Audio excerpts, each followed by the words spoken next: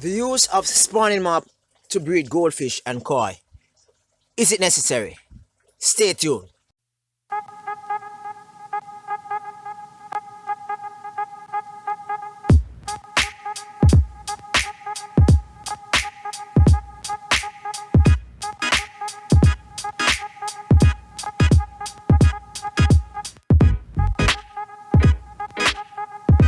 Okay, so I have been breeding goldfish and koi for the past 5 6 years.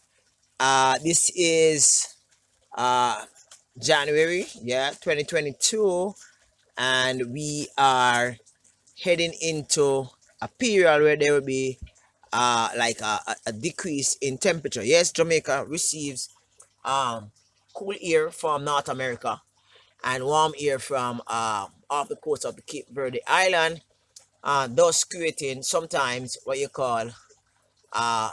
call a cold front, and sometimes we end up being a warm front, right? Now, goldfish tend to breed during the transitional period from uh, well, we don't really experience winter, but the transitional period uh, January, between January, February, March, right? April, that's the best time to breed goldfish in Jamaica. That's what I discovered, right? This is the period where in which the water is actually becoming a little cooler than in December, but at the same time, it's not as warm as in the summer, right? Okay, so today's video is focused on spawning goldfish, right? I'm not going to be using my underwater camera. I'm going to be right here at the surface, just feeding them. All right, so I have actually taken you to two different spaces where in which goldfish are actually kept, right? One rather in St. Catherine. So this is one of the pond at Rada Office, Spanish Town, just across from the police training academy. You have both koi fish and tilapia in this pond. Yeah, koi, goldfish and tilapia in this pond. They think that I'm gonna feed them. See, they're coming up, right? Looking really awesome. And the bird, of course, looking for an opportunistic moment to consume. And two, Danny Bunting tilapia fish farm. On both, in both spaces, the whole idea of breeding koi and goldfish do exist, right? Danny Bunting does not breed or keep, well, does not breed goldfish primarily for sale, just for personal use, right? And that's a contrast difference with the Rural Agriculture Development Authority. They actually breed them for persons interested in ornamental fish keeping, fish care, and fish trading. All right, on these farm, you realize that the ponds are made up of clay. There are no spawning mops, and the water is not as clear, probably not even as clear as what you're seeing right now, right? Right? Uh, this is my spawning map. I shared it to you in a video, I think about 2 or 3 years ago, where in which I go about how I go about actually creating the spawning map. Right? I'm gonna be putting the placing the link for this video in the description below, so you can actually look at that. It's a total different set of spawning map in comparison to what you see in that video. That's because these spawning map have been used over the years and I've been worn, and it will take a while for me to actually fix them. All right, so I am looking forward to see my goldfish actually spawn. So what I need to do, because the water is not um underlay by clay or by dirt, it won't hide the eggs from the other tank mates or pond mates within the system, right? So what will happen is that with the air flowing over on that side, pushing the eggs to the center, right, coming this way, and the pond is actually tilted this way. I place the spawning map in the center. So the spawning map is supposed to be the agent in which actually catches the egg as they float around at the top, and every morning or every evening I should come to the pond, and I would actually lift up the spawning map and check it to see if I see any eggs.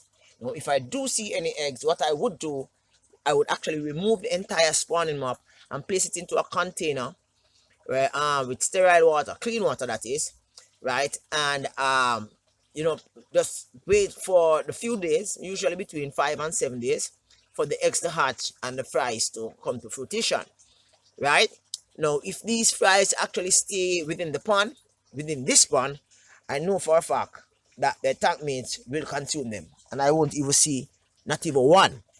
However, on the large spaces, in the large spaces in which I share the two, but rather and on the bunting fish farm, you notice that there are no spawning maps.